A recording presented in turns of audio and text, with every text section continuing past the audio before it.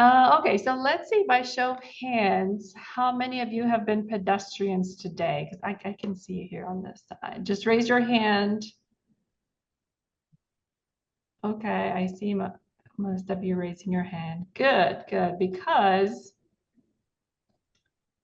we are all pedestrians at some point during the day, right? So um, we can all be advocates for pedestrian safety.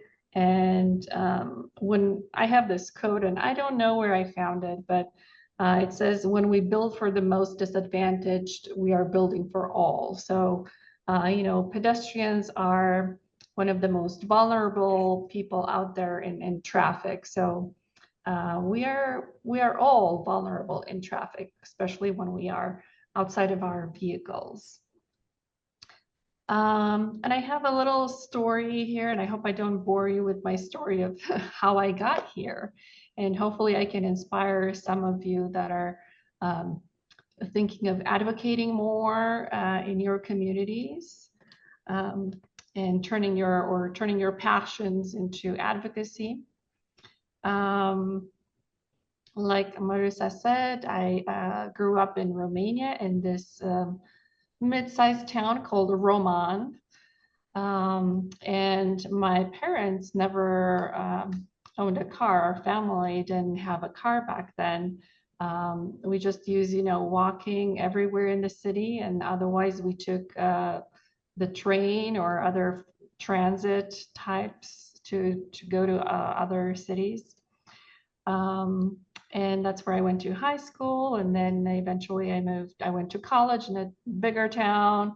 And then I ended up, this is my high school, um, in downtown. And there's lots of architecture and sculptures. And eventually I ended up in United States, moved here 16 years ago. Um, And yeah, I was hit by a car. This is the side of the crash. The driver was coming from here, and you can see there's two lanes turning left, or at least there were back then. And I was crossing here. Can't really see it, but if you know the intersection, you know that area. Um, and I was just finishing back then. I was finishing my master's of public health. And this whole event just got me thinking, what can I do? How can I take this unfortunate moment and do something about it in terms of public health? Personally, I had to do a lot of physical therapy to recover.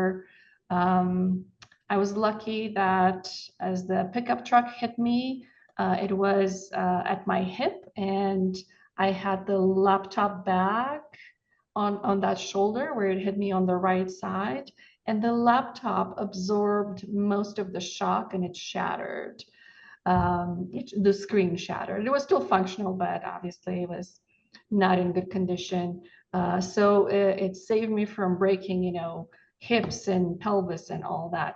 But it did knock me down on my left side, and a lot of my injuries have been on the left side, sprained this and that. And then even nowadays, years later, we discover some compressions inside my cranium, and doctors are like, well, have you been in a crash? I'm like, well, it's been a while.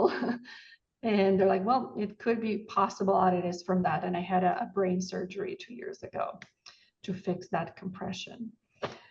And yeah, here I am today. I took that moment, and I started researching, like, what is out there? What can I do? And a funny story, while I was doing physical therapy, since a lot of things were not working for me, um, one of the doctors that I saw recommended to do more walking. So I thought that was a little ironic because that's what got me there in the first place. But it was, to exercise the muscles for my lower back and all that. So I took her advice, and while I was doing that, I started walking 2 miles, 3 miles, 3.5 miles, in the evenings. So I started discovering my neighborhood, people, saying hi to people that I never saw before in my neighborhood, noticing things in people's yards, and noticing, things about my city. So I started looking for what can I do? And I found this organization called Walk to Connect. And I don't know how many of you have heard of it, of Walk to Connect. It started in Denver in 2012 by Jonathan Stalls. And the mission of Walk to Connect is to connect people with others, places, No, I don't want to keep you guys. and self. I don't want to So- be bothered. Good. Oh, yeah. So I discovered Walk to Connect, and I immediately took their training on how to lead community walks. So I started leading walks in my community, and then I created the Longmont Walks community, where I started posting walking events, and then train some others, and get a social group out there. And then I became more involved as a core owner of Walk to Connect, because it was a cooperative back then, and got to do more work in being creative and creating programs with different organizations and entities to get people socially connected through the act of walking. But it wasn't just socially, like sometimes there were different themes and different why we were getting people together. And these are just some photos from different events that Walk to Connect did. And involving people in wheelchairs as well, because they need to go out and roll. And this was more of an experiential meetup where we brought a bunch of wheelchairs and had people experience how it is to move around wheelchairs. Mindful walking in nature, and discovering things about ourselves. So it was a really great organization, and it currently exists as the training to train people to become walking leaders. So that one still exists, and it's a program of America Walks. America Walks is this national organization, which I'm going to talk about in a minute. The pandemic kind of killed our model to get people together in person. So it was a little harder to come back. And that's why America Walks took the core of Walk to Connect and what people still wanted and needed. And that was how to train people to become walking leaders. And eventually I found America Walks as well, and I took their walking college fellowship. I applied, and it's a fellowship that's awarded every year to only 25 people in the country. You don't have to be too knowledgeable, but not too at the bottom either. But I needed to know more about walking and how can I get involved with my community to make our places more walkable and safer for people that are walking and rolling. Because yeah, I got people to walk more, but how can I prevent what happened to me happening to someone else? So I got into the Walking College Fellowship in 2017. And it's like a 6-month program online. And then later on in 2019, I started being one of the mentors in that program, because every fellow mentee gets a mentor as well. So I've been a mentor on that college. And in 2022, we had a walking college here in Colorado, just for Colorado. And I got to be a mentor in that as well. And just getting these skills I thought, okay, let me get more involved. And I went and applied to be on the local planning and zoning commission in my city in Longmont. And I convinced, I don't know how it is in every city, every municipality, but usually you apply and you get an interview with the city council and they appoint you, right? So it was really competitive. I didn't get on the first try. But I did get on the Planning and Zoning Commission. I've been a commissioner for 5 years. And it's been really rewarding to be part of, new developments or redevelopments and present my views on accessibility and mobility in those communities that were being built and how we connect to these communities. So, it was rewarding to be part of those projects. And eventually I founded Made to Walk, which you can see my logo everywhere. This is how I work under Made to Walk. I do all my advocacy and also consulting, education. And it came out from the Walking College, as you have to finish with a walking action plan. What are you going to do from here? You gotta have a plan. So they train you to do that, and that's how Made to Walk started. And I got to, this is from Maryland, I got to travel all over the country with either Walk to Connect or with America Walks. This is the Planning Commissioner's Guide. I hope some of you will be inspired, even at the end of this academy, to apply for any spots that are in your on your local boards and commissions and make change. And of course, I'm with the city council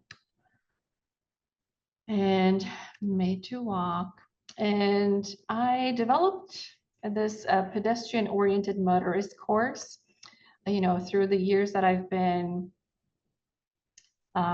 presenting to places and educating others and training others. I gathered all this information about how to drive around pedestrians or how things influence pedestrian behavior, how the built environment, makes drivers speed, or how when we're turning right, we look to the right for the incoming traffic, but guess what? Half of those people fail to look to the right. So I gathered all these data and information from all the research that I've been coming across, and I put it into a course. It's like an hour or so.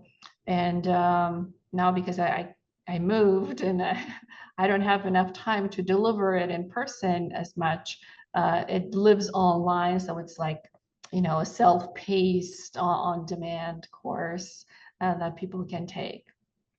So this is kind of my little baby. It's not as little anymore, but I'm really proud of it. And if you want to know more about that, let me know and I can give you more information. And this just came out. If you follow CDOT, Colorado Department of Transportation, just a big face of me there. They during the month of October, they are promoting pedestrian stories, specifically for motorists.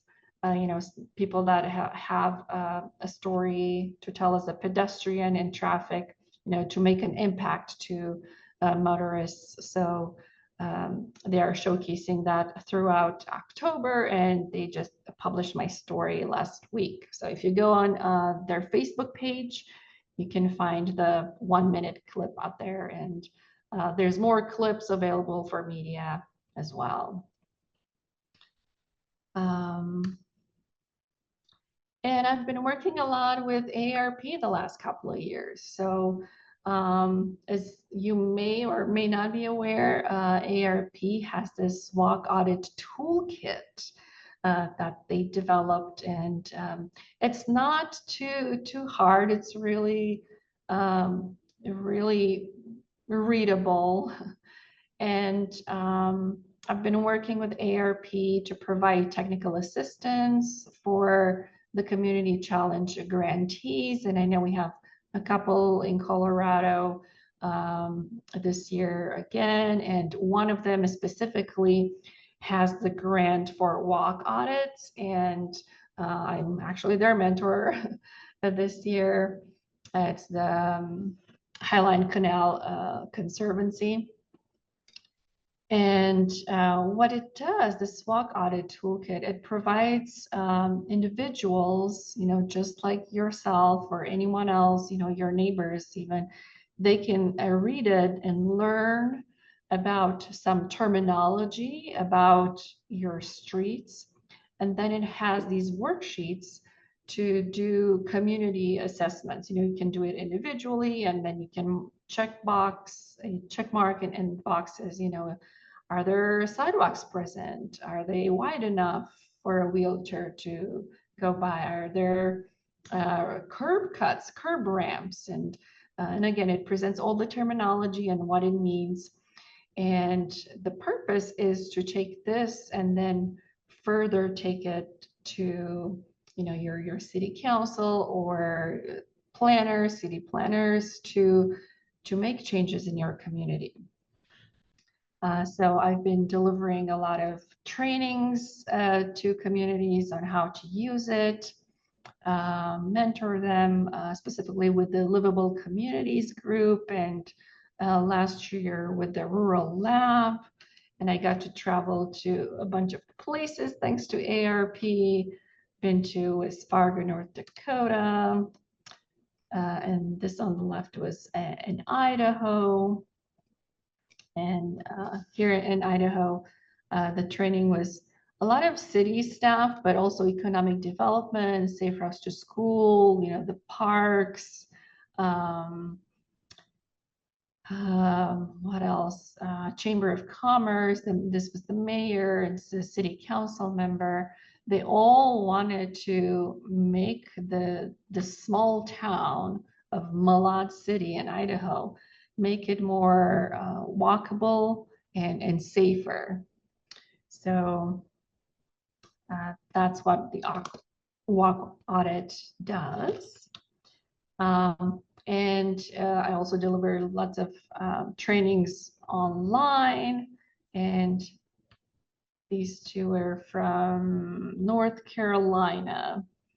I think it's Winston-Salem, North Carolina. We equipped everyone with some reflective backpacks and delivered the training, and then they went on to do their walk audit together. And now, yes, I am in New Mexico, but I am lucky because in New Mexico they have the Center for Pedestrian and Bicyclist Safety that focuses on research regarding pedestrians and bicyclists. And it's housed here in UNM. It's funded through the U.S. Department of Transportation. And it is through the School of Engineering here. So I'm combining my public health knowledge with civil engineering. So so far it's been like 2.5 months, and it's been a rocky start because I haven't been in school in a while. And it's engineering, but I am having a good time, and I'm already seeing, it's a lot of things are clicking right now. I'm like, oh, that's why engineers are not listening to me, because I need more data. Or like, do these other engineers know that there's another possibility, and their engineering judgment could work here as well. So I still have that advocacy hat sometimes, and I challenge the professors. So now I have a question for you. Who said this? With great power comes great responsibility. And you can put it in the chat, or you can just come off mute if you know this. Come on. Just take a guess. The photo, the meme is a hint. Spider-Man? Spider-Man, yes, yes. Spider-Man, Peter Parker, and even Uncle Ben, I think, said it too. So yes, with great power comes great responsibility. So why am I asking this? Because when we are driving, and I don't know how many of you have a driver's license, but I assume all of you or most of you have a driver's license. You are in charge of a big machinery, right? It weighs tons, and also when in contact with a person, like a pedestrian, it could kill that person, right? So and it's not just a person. We've seen we see a lot of roadkill on the streets, right? So they stand no chance. But when we're talking about human beings, that can be very impactful in numerous ways. And what is the survivability rate depending on the speed of the vehicle? So my driver, he was turning left, but he was speeding because he was going around another car. So he was probably between 20 and 30, 25 miles or so. So I did have, bigger chance of surviving rather than if it was 30 miles per hour, that would have been 50-50. Or if it was 40, just by 10 miles per hour, you stand virtually no chance of survival. So as drivers, we need to be more careful when we are driving around. And just because we have these traffic signals doesn't mean we can just go and we are entitled on our streets. And we need to be more mindful when we are driving because there are other people that are more vulnerable on our roads, and that includes bicyclists as well, like people in wheelchairs or motorized scooters. Sometimes you see motorized scooters or powered wheelchairs on the road because the sidewalks are so bad and there's no connection. There are no ramps that they have to use the street. So we've seen cases where they have been hit as well. So that's a graphic for you about that and how dangerous it is to be a pedestrian in Colorado. Here we have this map of United States. It's just the 50 states, and it's from the Dangerous by Design report. I think you have the link to it in your resource email. And they just came out, I think, a month ago with the latest report in 2024. But it looks, it looks at 22 is that when we have the full data available. So for the last couple of years, you can see which are the most dangerous states. Colorado is not doing too bad. It's not in top 20. Not surprising, New Mexico, where I am right now, is number 1. And actually, Albuquerque used to be number 1 as well as the top metro for fatalities. So you can see all these states, and you can see here the fatality rate it compares by groups of years 2013 through 2017, and then the fatality rate for 2018-22, we see that it increased. And this chart here shows that as well. from 2013, 17, 18, 22. All the numbers, all these states, except these two, have increased. And what did we have in between here?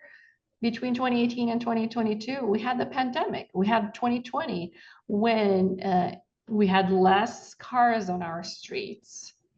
And in theory, everyone thought and was expecting we would have less crashes, less fatalities, less DUIs, less of everything, less of injuries in 2020 because there were less people driving.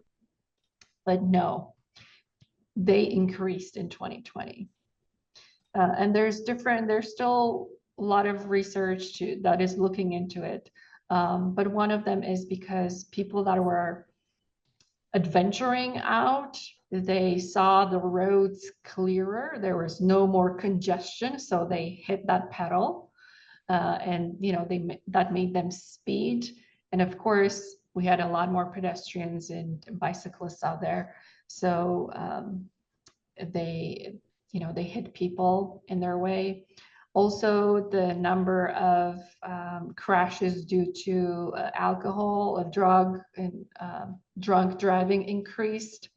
So who adventured out driving? It was people that were drinking and taking drugs as well.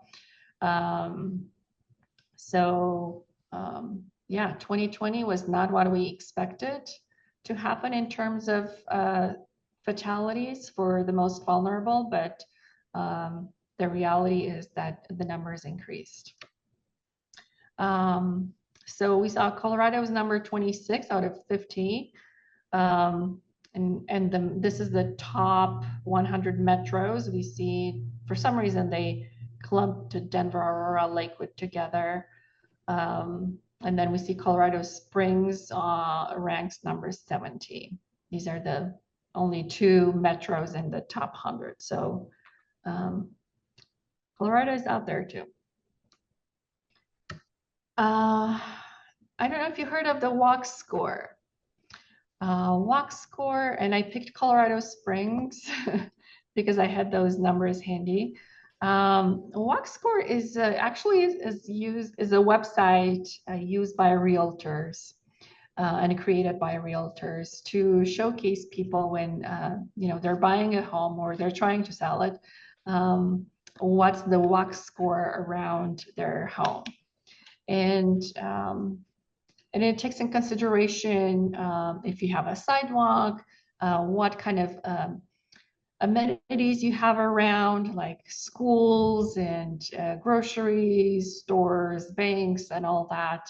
And also if there are bike lanes, because it gives a bike score as well, transit, if there's bus stops, and how far are they?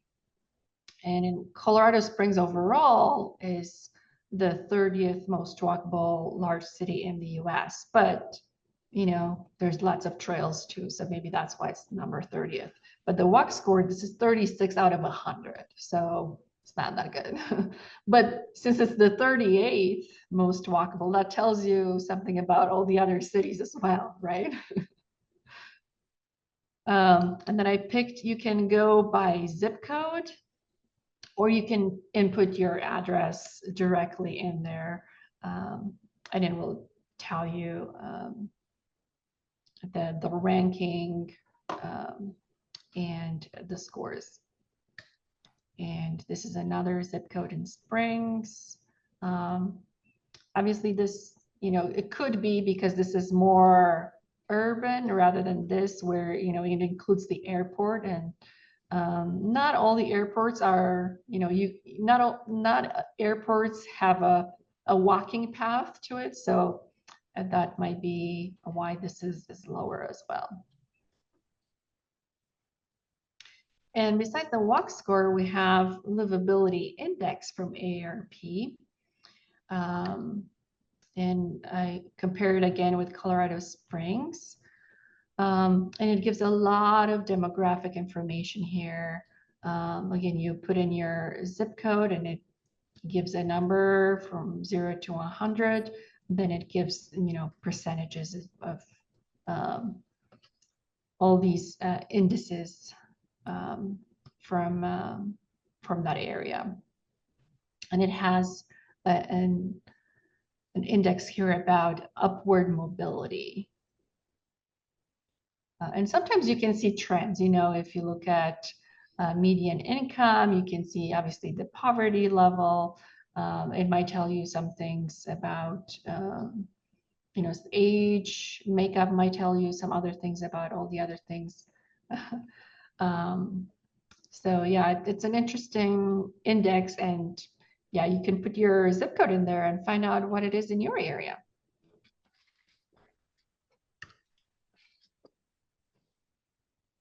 And yeah, here I switched, this was just for Colorado Springs overall, and I switched zip codes here again for the two that I presented for the walk score. So these are not too different from each other. Yeah. And yeah, that's the quote that I mentioned earlier. When we build for the most disadvantaged, we are building for all. The more walkable and rollable neighborhood is, the more we can connect with each other. We are more mobile. It's easier to travel by any means of transportation. And if we are all walking, wheeling, we can all be advocates for walkability.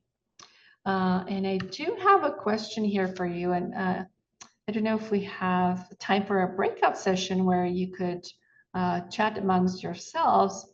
How can you advance walkability in your community?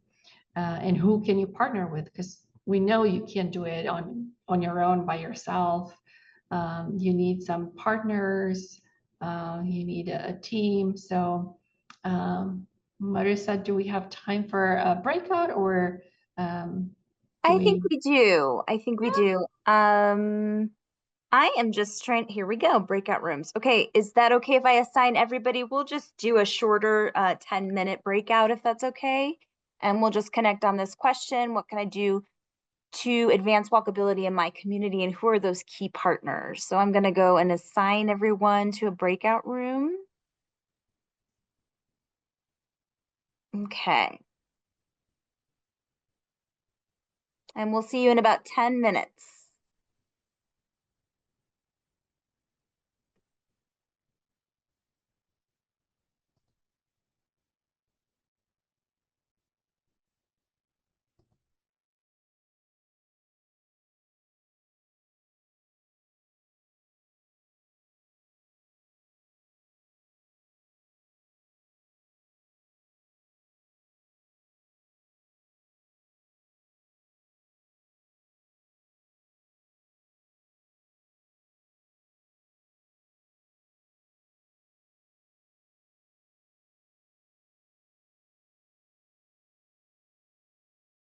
Okay, and Nikki and Steven, you guys want to hang back?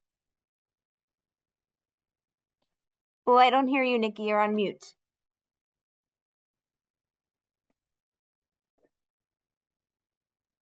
I didn't know if you wanted me to join because I've sort of already, I think I would kind of skew the conversation. Yes.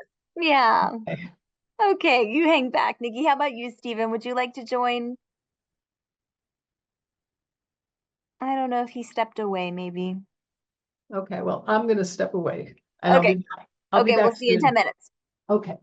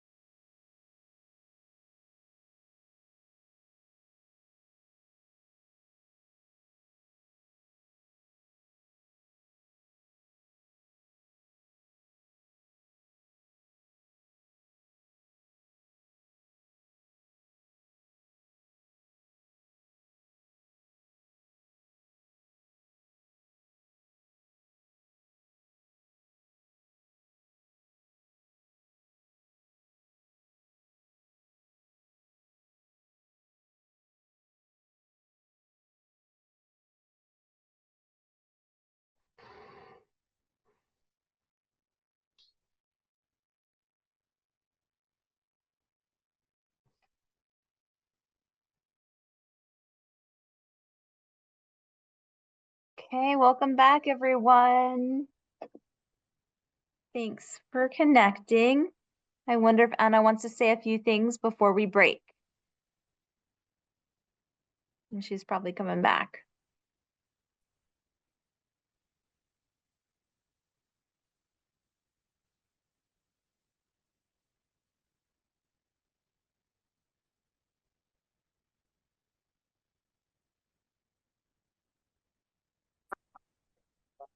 Mhm. Yeah, and we see everyone coming back. Any takeaways, any ideas that sparked between each other? Any aha moments? I'm like, oh, I should do that too. Or I just did that.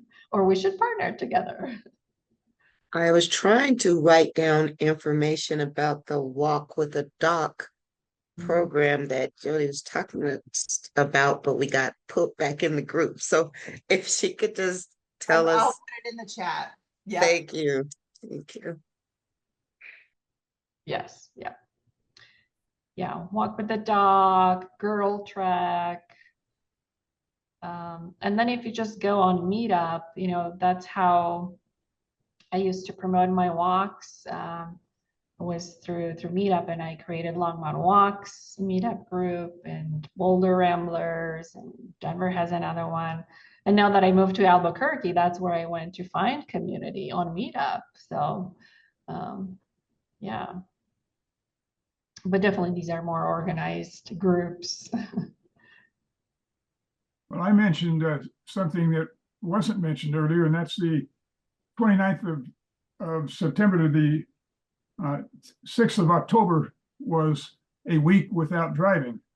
And that was a group that was started in the state of Washington by the disabled community. And in 2023, it went national. In 2024, there was that type of a thing in every state. And Denver and Boulder, and we sponsored it here in Greeley. A number of cities in Colorado had that. One that's coming up, it's not too late to get started on, is a World Day of Remembrance for road traffic victims. And that's on November 17th. And that's a day to remember all the pedestrians and motorcyclists and bicyclists who have been killed on the highways. And that's worldwide. I started that in Greeley 3 years ago, or 2 years ago. This will be our third annual. And we work with the CDOT, State Patrol, the city police, the city planning to get people together to talk about safety and the perils that pedestrians have. And Anna mentioned the Colorado Walking College in 2022. I'm a graduate of that. And after that started Greeley Walks. And so we now have a program, Greeley Walks, and we also do a lot of audits. Walk audits, and we include the police department, the fire department, the city officials, and then citizens in the community as we look at particular places. And there are other organizations in northern Colorado that are doing a lot of walks. And in Greeley, we also have Greeley Bikes. And then after we started Greeley Walks, I was appointed to the Citizens Traffic Advisory Board. And so that's Public Works. And so that's on that board. And tomorrow we will be looking at our 5-year plan for improving all of that in Greeley. And that will then become public right after that's all approved. And that study was done by Vision Zero, which is another good place that can help you get started in your community to develop good programs. Yeah. Great I think programs. Sorry. I think one of the things I kind of learned is, I live in a rural part of Colorado, and I think a lot of times it only gets attention based off density, based off the number of people. And so I think coming up with strategies for, the smaller communities and bringing it to the forefront of the importance. And I'll just share a quick story. I ran a CCRC in Eagle, Colorado, and actually the Tuesday before Thanksgiving, a few years ago, I actually had a resident that was hit by a car out in front of the building, and he was in the crosswalk. And I called the planner, and she said that it was not on the docket to have it designed, I think for like 4 years. And it was all based off, the data that they were using. And here, it was dark. I mean, there was just so many things that could have happened. So I don't know. It just seems like I'd like to know what their little what they use, like their little gauge of where you put that kind of priority, I guess, with the dollars. And that's why, Jody, it's really nice that the university is the one that's picking up the tab, because I know that's going to be one of the things that would come up is who pays. Yeah, and yeah, lots of engineers and planners, they use data to drive, their priorities. But it's hard, when you're talking about human lives, it's just hard to put numbers on it. And one life is too many, right? To lose to road traffic. So I can tell you, just learning, being here in civil engineering, engineers, when they decide on something, when they sign off on something, they don't have to have data. They don't have to, have this equation necessarily. Yes, there are equations and there's formulas that use all this information, but they basically sign using their engineering judgment, and they have to take in consideration public input. So you can remind them of that. And I have a question. You talked about the correlation between density actually slowing down deaths, so that one hypothesis was that COVID, there was less people on the road, so that created more insecurity in terms of going faster and just, perhaps being impaired as a driver. I know there are street calming efforts, in some of the really busy, I'm thinking of Denver metro cities. But to Molly's point, what are some of the street calming efforts in less dense areas, or are there approaches to make those areas safer?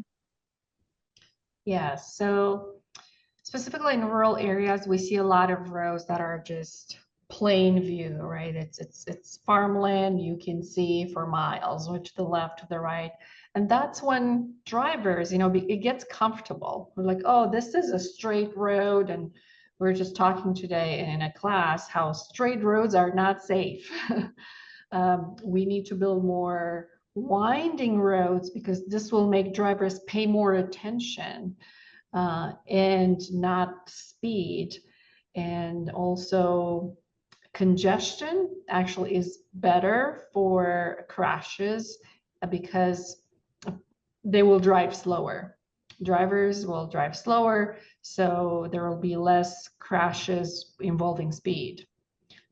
Whether it is, impacting car to car or car to pedestrian or bicyclist. So traffic calming methods in rural areas, I would say, build trees along the roads. And if you can, build even a median with greenery, with trees. The more vertical structures you have around a road, the visual friction will intervene. So instead of having this vision like, oh, I'm free to go wherever, now it's like, oh, I'm confined. There's psychology here, not just engineering. Like I'm confined. There's people that could come, jump in front of my car from all over, or I can't see very well. I need to pay more attention. Is there someone behind that tree or not? So visually, it impacts the driver to not speed or slow down and pay more attention. So those are some elements that create visual friction for drivers. Anna, you also mentioned the type of vehicle that hits you, and are there more egregious ones, or would this be something we'd advocate for in terms of types of cars on the road? Yeah, so like think of a sedan. If it hits a pedestrian, it will hit like around the knee. So you will get, broken bones, broken legs, that, they're most likely fixable. But like the pickup truck hit me by the hip, so it could have broken my hip, my pelvis, and those are kind of long-term injuries if you think about it. And now there's these monster trucks that are out there, even taller than the ones that hit me. And I took a couple of pictures I should have added in my slideshow. They're like this tall. I'm 5'3", but they could hit vital organs, right? The heart, the rib cage, and compress all those vital organs, your lungs and everything. So those are deadlier. There is a colleague here at the Center for Bicyclist and Pedestrian Safety that is looking into that and looking at data and the crashes and fatalities to see, and injuries to see which one are deadlier. And don't quote me on this because it's not published yet, but what she discovered is actually that SUVs are deadlier than the monster trucks for some reason.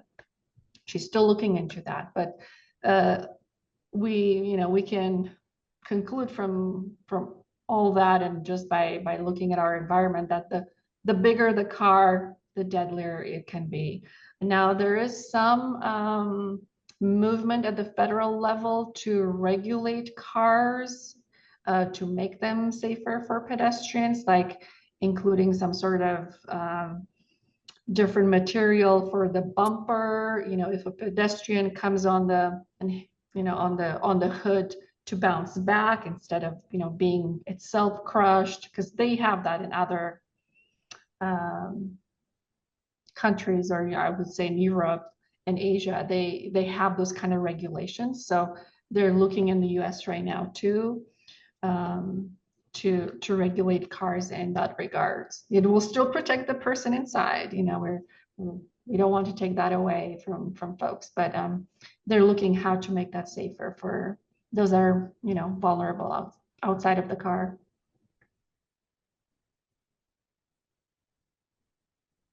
Did that Okay. answer your question? Yes, thank you. And we see that Nikki put some street calming, traffic calming measures in the chat for you all to look at. So why don't we take a 5-minute breather? Thank you, Anna. This was amazing.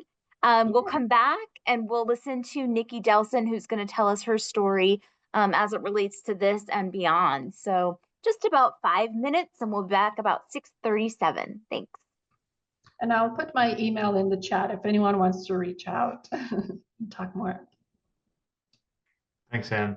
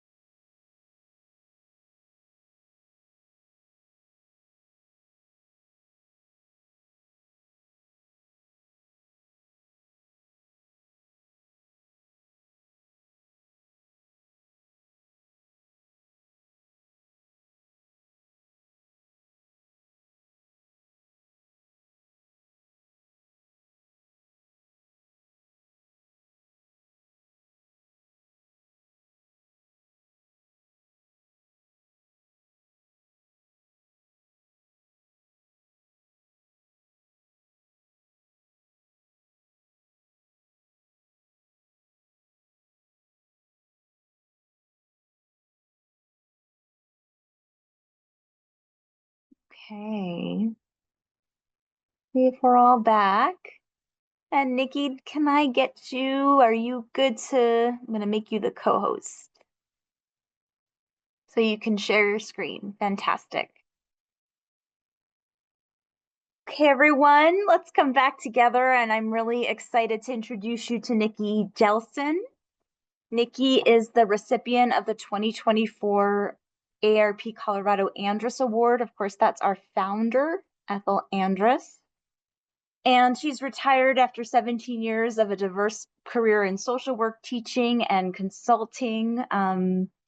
She co-founded a private practice focusing on treating offenders of physical and sexual violence and taught courses at UC Davis and various training academies, delivered numerous presentations at national state conferences, authored professional publications, including the book Using Conscience as a Guide, Enhancing Sex Offender Treatment in the Moral Domain. She was shaped by her early experiences, including being born during World War II and surviving an attempted kidnapping at age 9. This has really compelled her to give back. All 4 of her grandparents left their home of origin because of oppression and severe poverty. And her early childhood was influenced by the recognition that the U.S. is a country of immigrants. Her role as daughter, wife, mother through birth and transracial adoption, grandmother, and great-grandmother have deeply influenced her life's path. And she says she doesn't think she's ever retired. She just rewired. That's a great phrase, I think a lot of us can feel the spirit of. She became a community organizer in Carbondale, founding ARP Age Friendly Carbondale and co-founding Down Valley Jewish Families and Friends.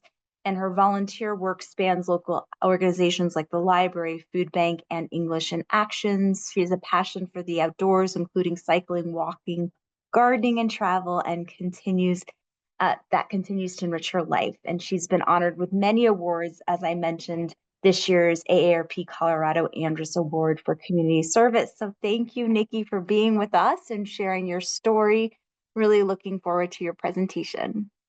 Well, thank you very much. It's wonderful to be here. I wish we could all be in person because it's way easier to communicate with people when you're actually in the same room than when you just see little pictures on your screen. But let me try and see if I can share my screen. Let me first find my slideshow. Okay. And now I just hit share screen, right? Okay. Okay, that's not working. This one. Options.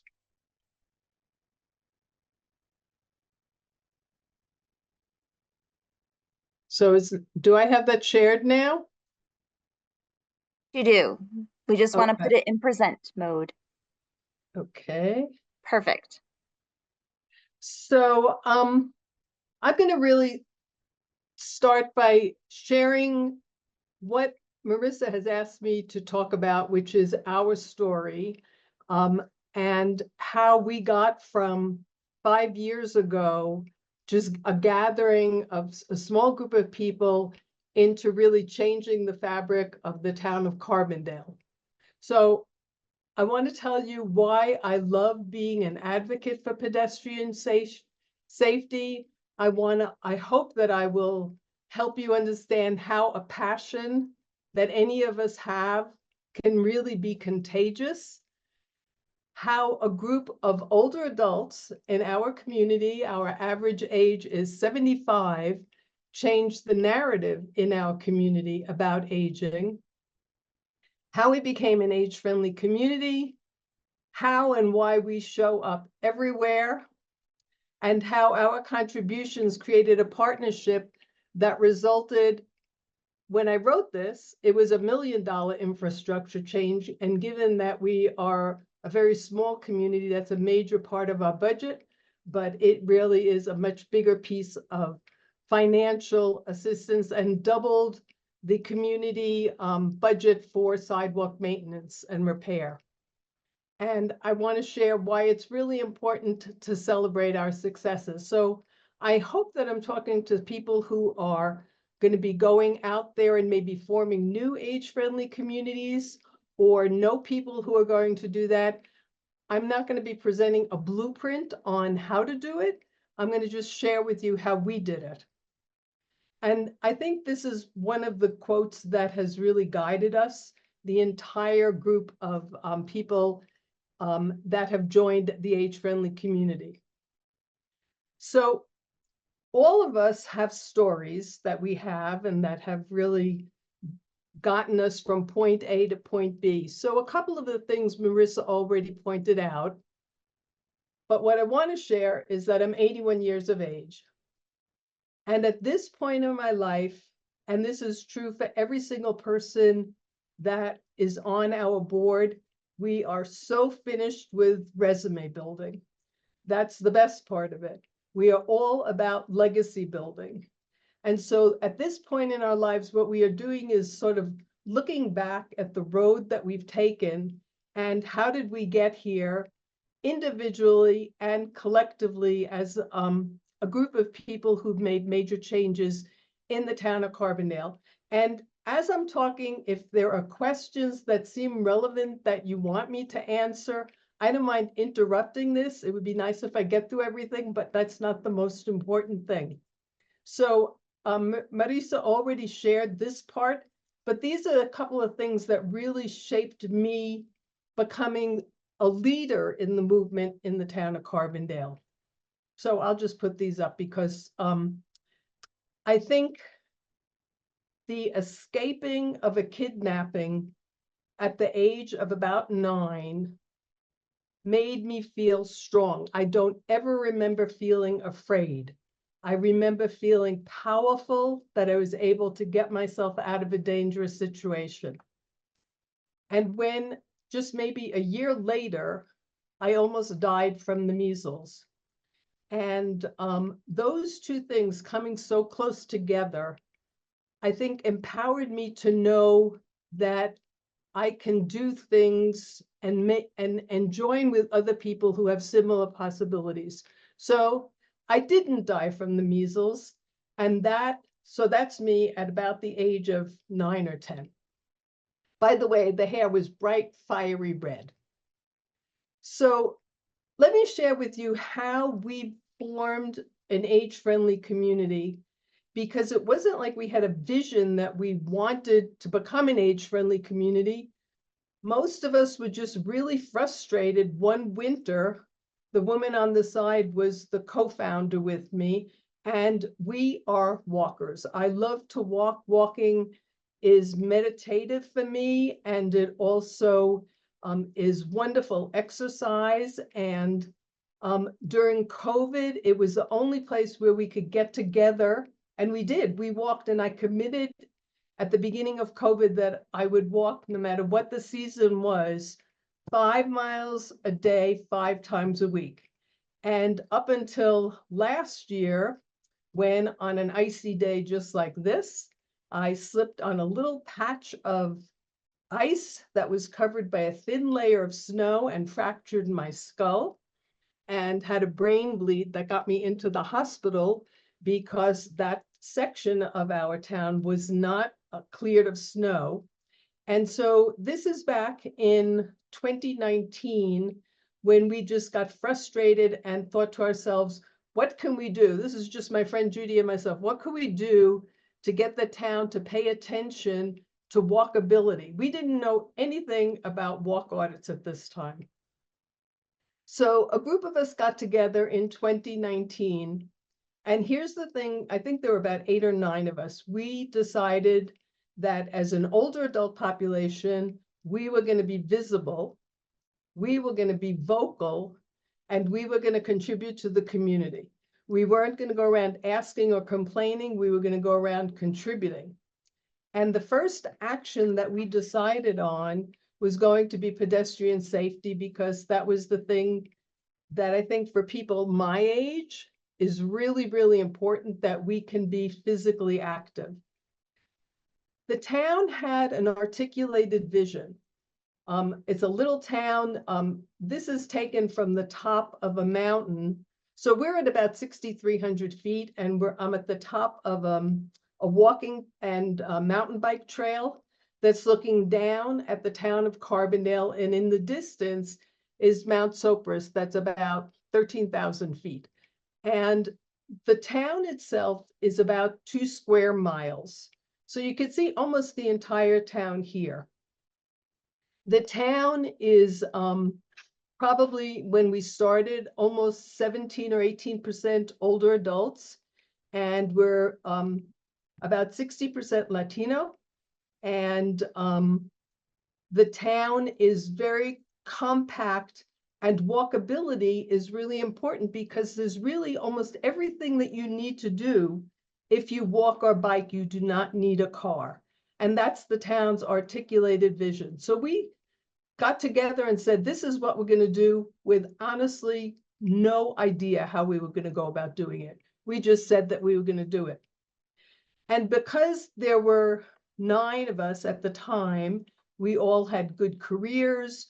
We all had confidence in ourselves. We did not know each other very well, but we knew that we knew that in our own careers, we had taken action and had been successful. We knew that complaining doesn't get you anywhere and is incredibly boring, and the best place to do it is on Facebook, but not to each other or to community leaders. And that if you take one step, it's going to impact everything else that you do. And so that's what we said. Let's see how we could bring change about. The first step that we took, so this is probably almost 5 years ago, mobility became our rallying cry, and we went to the Board of Trustees. What we did is we created a petition that essentially said, hey, Carbondale, our elected officials, this is what you say in your town's comprehensive plan. So how about taking some action on it? We went to the Board of Trustees meeting. We got 186 citizens to sign this petition. We filled the entire town hall chamber with people who had signed the petition, and we asked the elected officials to make our trails and our streets more walkable for us. What we didn't do was complain about it, but we said, we'll help you achieve your own articulated vision. And that the most important thing, I'm going to tell you about a lot of the successes that we've had, but to me, the most valuable thing is that we addressed a very tired and worn out ageist saying, or an ageist way of looking at a population, which is that older adults are going to be resource users. They're going to take everything that a town or a community or the country has financially, and we're going to use it up. But we've changed that narrative in our town to, instead of thinking of older adults as resource users, that we are the resource that could be used to change the town. And to me, that's what I'm the proudest of, even though I'm going to show you some physical changes that we did do. And that we would not allow people to talk about what we needed or what we wanted unless we were at the table. That no conversation about older adults would happen without older adults being there. We found the AARP walk audit very accidentally. At the time, I was a commissioner on the Bike Pedestrian Trails Commission, and we were looking at a very dangerous intersection. And one of the other members and myself said, well, let's just sit on either corner. There's a state highway that runs through the town of Carbondale that divides the town in half, east side to west side. So let's just sit on either corner and count the number of cars. There's pedestrian pathways on both sides of the highway. Let's count the number of cars that go through the stop signs. Let's count the number of cars that don't look to the right or the left to see if there are pedestrians. And we just counted numbers. And then we made a report to the Bike Pedestrian Trails Commission, and both of us thought, this is crazy. There must have been somebody who had come upon this problem earlier and created some kind of instrument. Let's see if we could find an instrument that tells us how to assess pedestrian safety. And that's how we found the walk audit. We weren't looking to become an age-friendly community at the time. We didn't even know about age-friendly communities, and this was back in 2019. We found the walk audit. We learned about age-friendly communities. We gathered people together, and within 6 months, we became the 13th age-friendly community in the state of Colorado from beginning to end. What we did when we got that honor, when we got recognized as an age-friendly community, is we decided to celebrate it. And we celebrated it by having an open community meeting where the I think Roberto Ray and Bob, I can't remember his last name, came up from Denver. We hoped to have 50 people in the room. We had 165 people show up. And this was the newspaper headline. Now, we're all in our 70s and 80s and 60s, 70s, and 80s. And when they said we're ready to spark an elder-friendly revolution, they were talking to the kids of the 60s. So we said, okay, we're going to go ahead and actually do that in the town of Carbondale. And we said, we will be visible, we will be vocal, and we will get out there, and we're going to make change happen. So that was exciting. Here we are, you know, we have finished resume building, and let's see what we could do to change Carbondale. How we did that was to become part of the DNA of the town of Carbondale by always being out there. So we would, the first picture is just addressing Board of Trustees, speaking at public engagements. Many of the things that we did had nothing to do with bike safety. When COVID hit, we were the first ones out there to mask up the entire town of Carbondale. We had a group that the newspapers called us the shot whisperers, because we found out where COVID vaccines were available and helped to make arrangements. So we just made ourselves out there, out in public, doing good things. We never asked for financial support. To this day, we have not taken 1 penny from the town. What we have asked is for the town to take our taxpayer money and spend it on things that the community needs. But in order of supporting age-friendly Carbondale, we do not take town money for that. We spent the entire first year of our being, so that would be like 2020, building relationships among ourselves and getting to know each other very well, from way back talking about our childhood all the way to how we got to be community organizers. We made relationships with, and I'm not talking about like at public meetings, but we would, you know, go out to coffee with the director of public works. This is the mayor at the time. He was one of our biggest cheerleaders, is Mayor Dan Richardson. And that's Janet Buck, who was the director of planning and zoning at the time that we became an age-friendly community. And I do want to say something about being an older adult, because there is something that I think that we have, looking back and having already had our successes and our failures, and knowing what we could do and not being terrified if we made a mistake. There's also something about knowing how close the horizon is getting and not wanting to wait on, to be able to have to make an appointment and wait 2 weeks to get into somebody's door.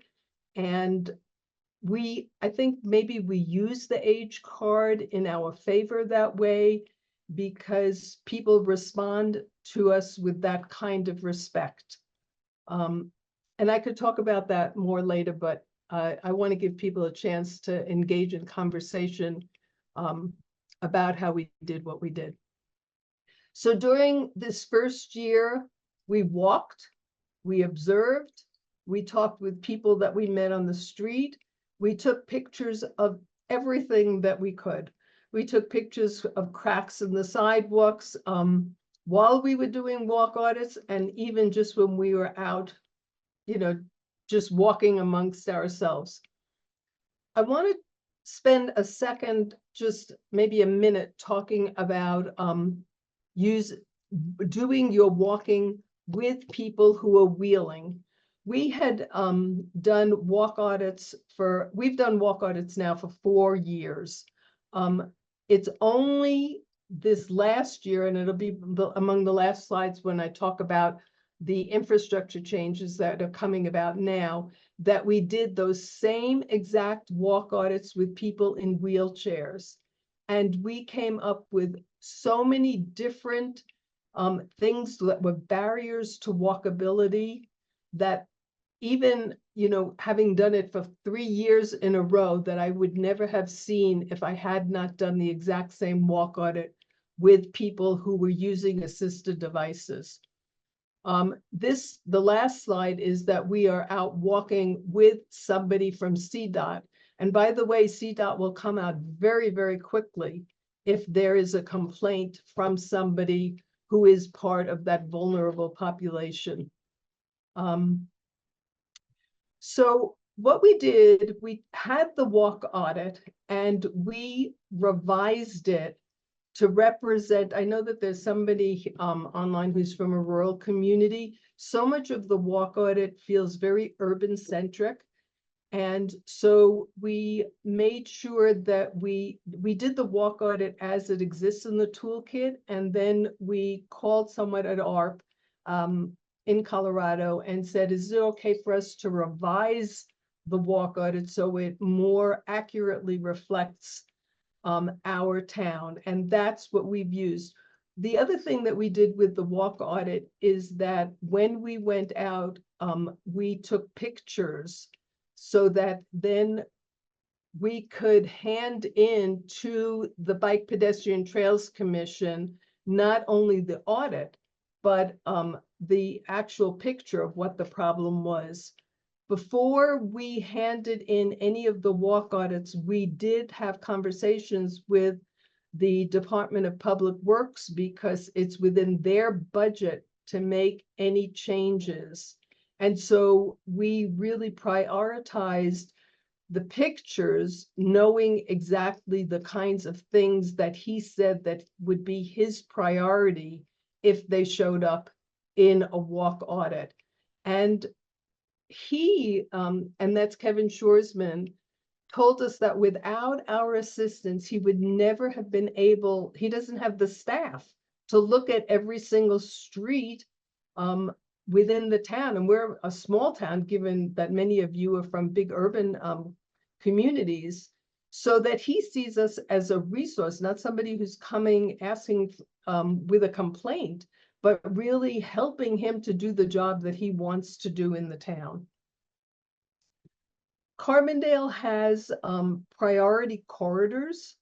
And so this is a map of the priority corridors, and we focused, the priority corridors were really created as a result of within 1 year, there were 2 allegations of a sexual assault during the nighttime on 2 streets in Carbondale. And so the town developed priority corridors that they hoped would be patrolled and that they would encourage people to use in daytime and nighttime, and that would become the focus of all infrastructure changes, prioritizing it. So we focused not specifically in the residential areas, but in the priority corridors. And for 5 years, we went and did every single street that is on this map in yellow, green, or red. And then we, as the town completed the infrastructure change to address the issue, then we would go back and make sure it was done. And the ones that weren't done, we would then bring to the town the next year. while we were doing the walk audits, we also documented the specific impediments to walking, and we also documented any accidents that we knew that had happened. So these are just some of the things that lips and broken sidewalk the curb over here. I don't know if my pointer is showing this, but our public works director, we went out with rulers, and he said when a sidewalk was raised anything more than 1/2 inch, he would address it. It would come to the level of priority. So that's what we did. We went out with tape measures, and anytime anybody was injured that we had heard about, then we documented that too. And any place where there was a sidewalk that just stopped, and then you'd have to walk in the street, we also documented that. The first major success that we had moved $1 million from the town budget as a result of the walk audit. They hired a consultant for this one multimodal corridor. And within, let's see, this is the 4th year now. One side of the street had absolutely no sidewalk, and that was put in 2 years ago, 3 years ago. And right now, as we speak, within the next couple of weeks, they will finish the sidewalk on the other side. And after every success, we do celebrate. And we celebrate publicly. We celebrate. So this is, Carbondale has an event called One Town, One Table, where different nonprofits, so the town puts out tables, you rent it as a nonprofit, and this is a place where all of the nonprofits get to eat together and share their successes. And just, so this is just one of the times that we were gathered together to celebrate. And I think that that's very important as a community group, that we get together and that we acknowledge all of the work that we've done and the hard work that we put in, and then we party, and we have a lot of fun doing that. And then people get to know us as a result. So we had this one wonderful success. $1 million of the town's money went to finish one side of the street, and now we're way over budget. They're doing the second side of the street, and we celebrate, and then we start all over again. And this is where we are right now. This is a newspaper. This is the Soper Sun, our local paper, where Age-Friendly Carbondale is determined now to improve the safety along Highway 133, which is the highway that divides our town in half. And what we did with this is in just this year, is it took us 5 months. We decided that what we were going to do is this 2-mile section of highway that is, so it's state highway and divides our town in half. And we took 5 months to gather data. So these are all volunteers. Nobody is paid. This is, we went to 5 different events and gathered specific data. So on the table, what you see is a map of the town of Carbondale. We had people come and put sticky dots on, numbered sticky dots on every intersection where they felt that there was a problem that was dangerous within the town. And then we had people who would come with index cards and ask them for an anecdote about what actually happened there. And the index card was numbered so that it represented the sticky dot that was on the map. And this was both in English and Spanish. It took us 5 months to be at 5, I think it was 5 or 6 different events.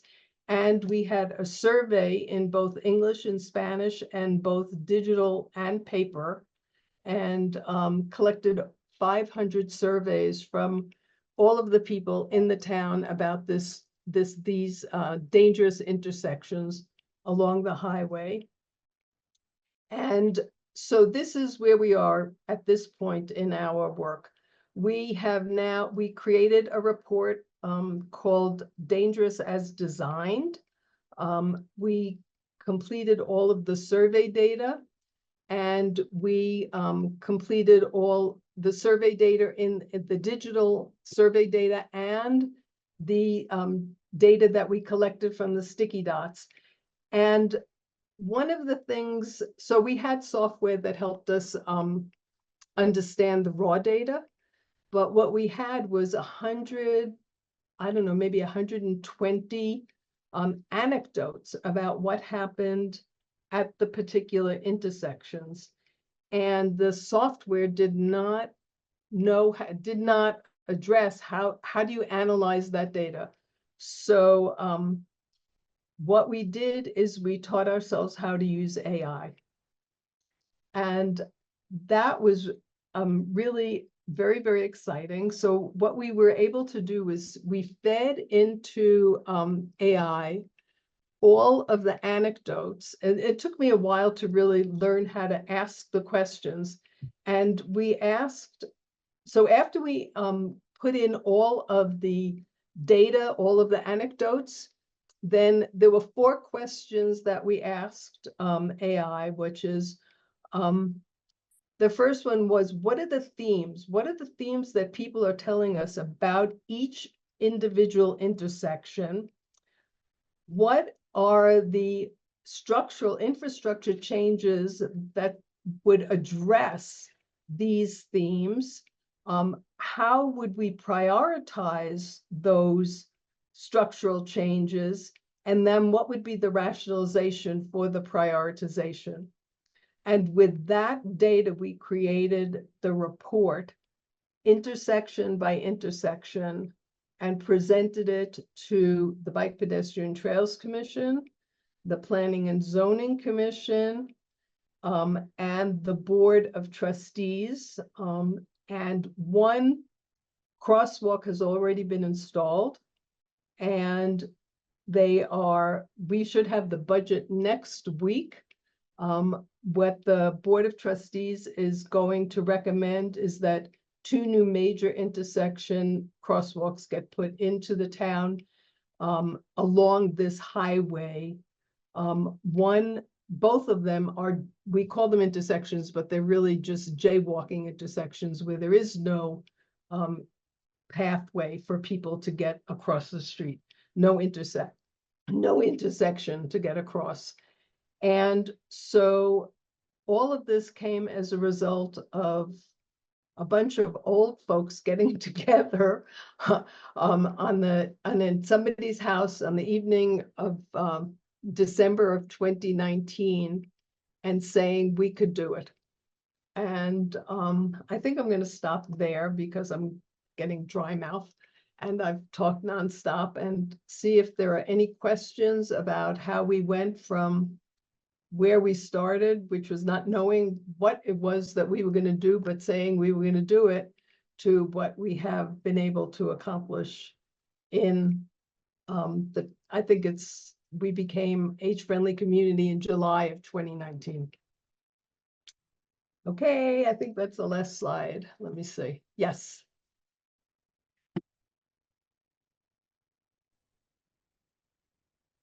Oh my gosh. Now I think I lost you.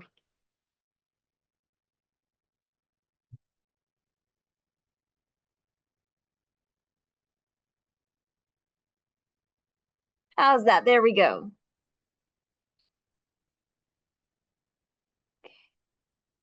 Okay, wow, that's inspiring. That's really exciting. Thank you, and thanks for weaving in your personal story and your why for this work, Nikki. It's really energizing. And we just wanted to leave this time for an open conversation. Just anything's bubbling up, questions you have for Nikki. I have a couple things to get us started, but I want to hear from you all what's coming up for you.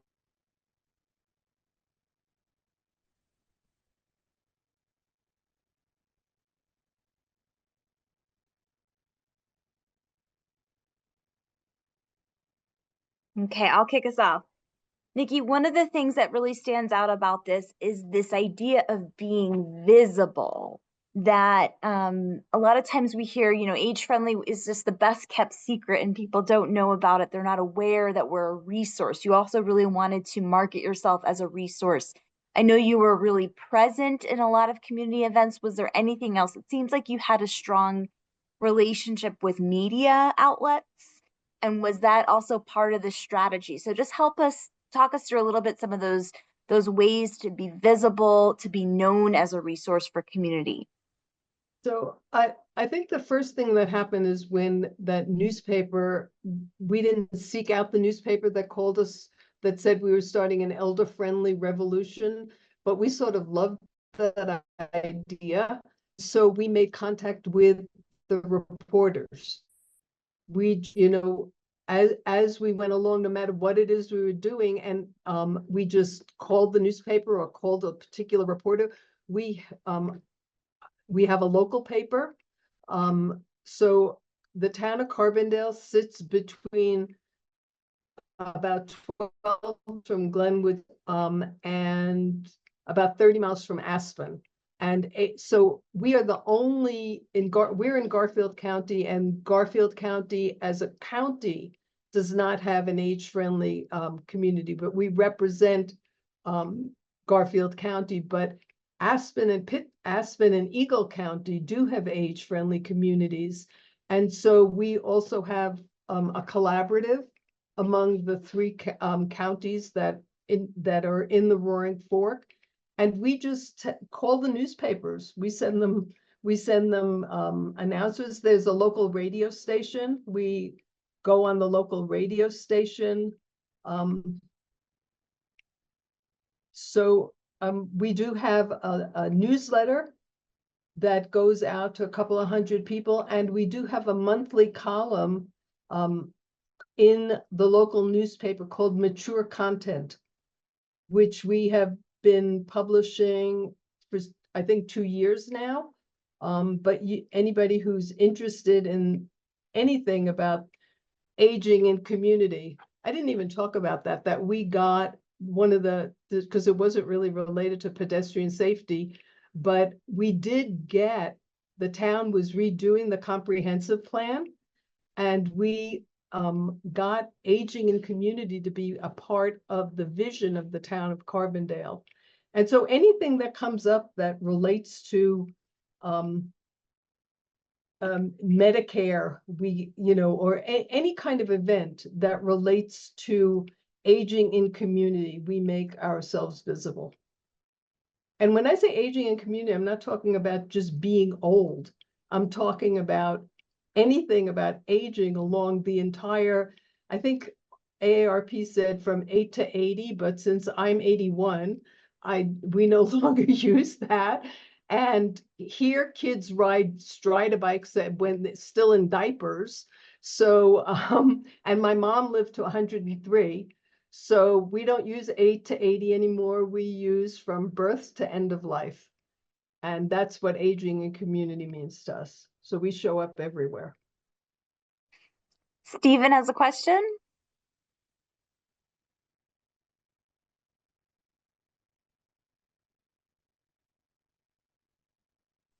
Are you muted, Stephen?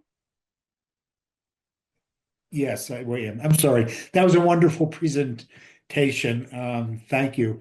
I was curious how your group grew, and how did you, of your group of people, how many are active and involved and share your passion, and how do you keep that going?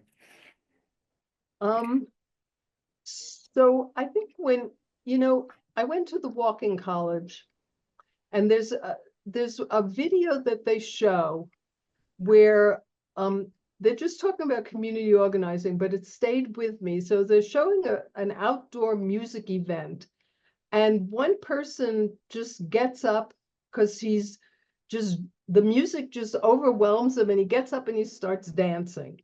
And he's the only one who starts dancing, and then somebody else joins him. And now there are two people. And what when you have a passion for something, it becomes contagious.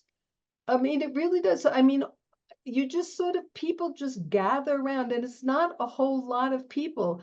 And most of the creative work that we do is while we're walking, because almost all of us are walkers, and almost all of us volunteer somewhere else. So it's not only age-friendly Carbondale, it's we volunteer at English in Action, we volunteer at the food bank, we volunteer at the library.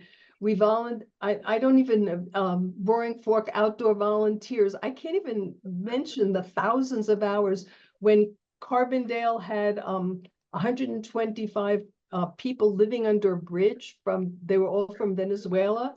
We immediately just changed gears and said, okay, age-friendly Carbondale is going to clothe all of these people throughout the entire winter.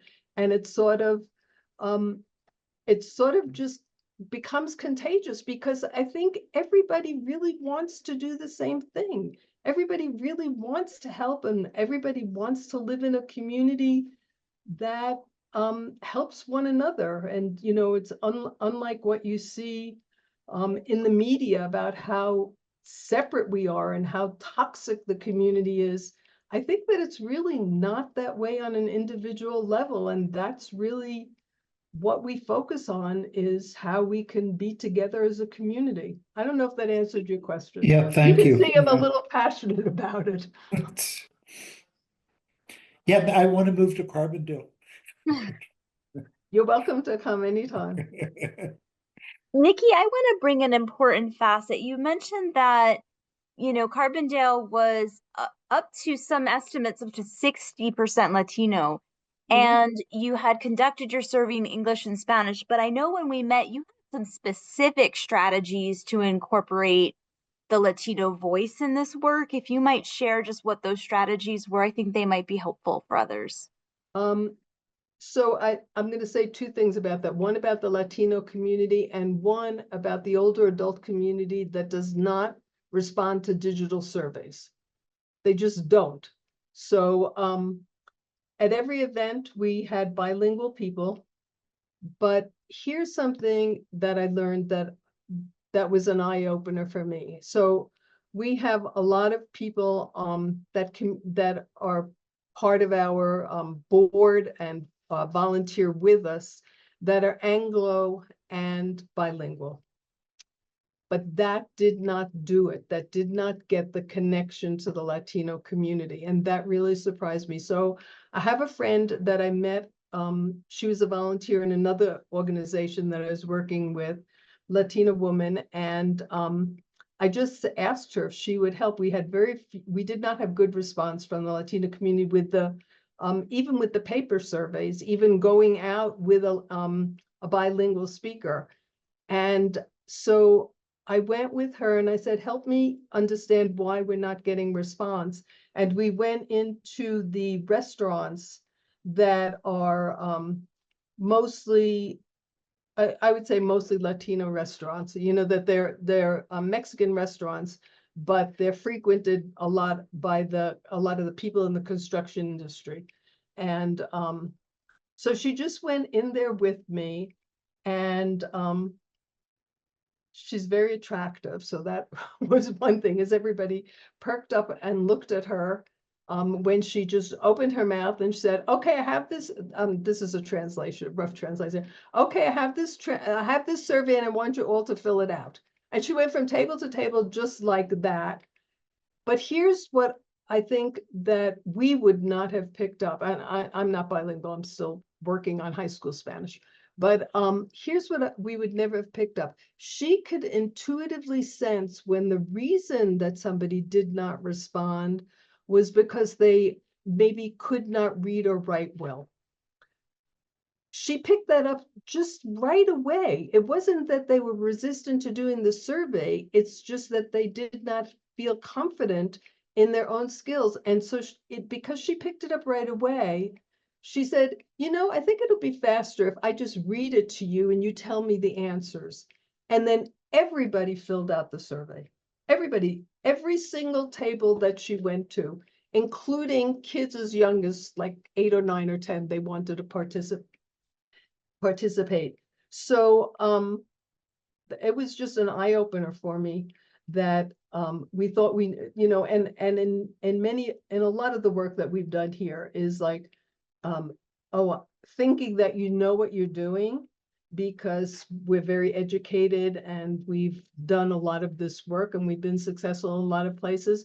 But it wasn't any different when I did the walk audit with people in wheelchairs.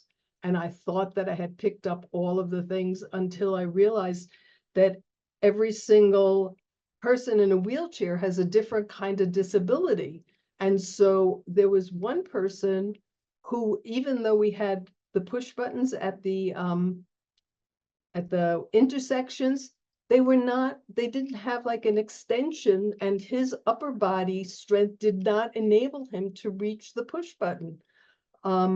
Or just a little divot in the sidewalk would throw one of them forward, and he did not have the physical strength to pull his body back up in the wheelchair. I would never have picked that up had I not walked with them. And two of the people on our H-Friendly board are physical therapists. One a pediatric physical therapist, just accidentally, they just joined us.